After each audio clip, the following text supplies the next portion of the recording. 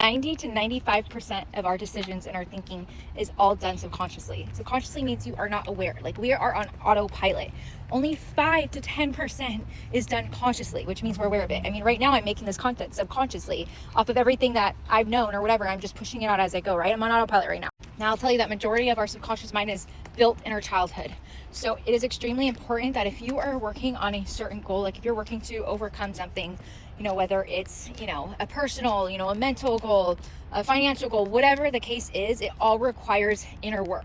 Everything starts in your mind. Because if you, I'm going to use, for example, let's say that you want to be a more graceful mother. Like, you were raised in a household where you were always yelled at, and that's just who you are. And so you reflect it back on your children now. And then until one day you realize, like, wow, like, this is not who I want to be. Like, this is not how I want to raise my children. And then you go to work on it and you're like, okay, I'm not going to yell anymore. The next day it just comes out naturally. And you're just like feeling so guilty, and you're like, how do I move forward, right? Well, that's because you're doing it on your subconscious mind. And that's why you need to be working on it and rewiring it every single day. That should be your main priority, more than your outputs. Because at first it's going to feel like a chore. You're going to tell yourself, like, every day, I'm using this as an example, I'm a graceful mother, I discipline with love and kindness and XYZ. And then, like, you're going to tell yourself that every single day, and it's going to feel like a chore at first. But then after a while, you're going to do it so many times that you're going to realize, like, you're going to lose sight of, like, the actual goal.